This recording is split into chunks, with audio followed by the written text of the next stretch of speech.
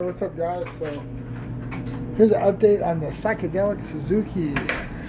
This thing's a trip. Let me show it to you.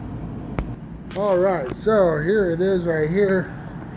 Did get it cleaned up somewhat. I don't know if you could tell,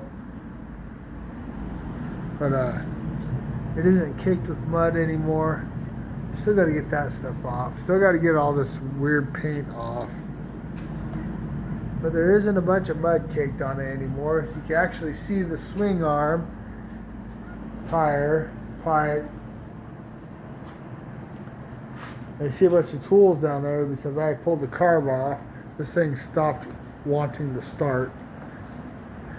So got that carb off right now and cleaned it out, and I put new fuel lines back on.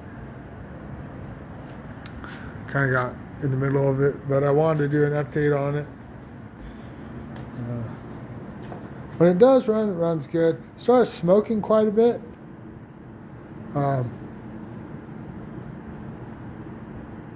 And I don't know why. I topped off the oil, and then all of a sudden it started smoking. So smokes for like 10-15 seconds and then stops. But that's the update on that. Now, I didn't pay a whole lot for the bike, but there's a reason. When you get something so cheap, someone wants to cut it loose, there's always a reason.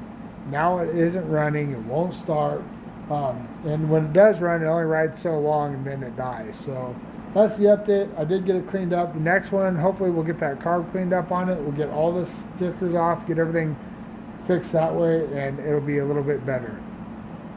But all in all, I think this thing is going to be a headache. And not sure if I still want to mess with it, but we will find out and go from there. Thanks for watching, and as always, God bless.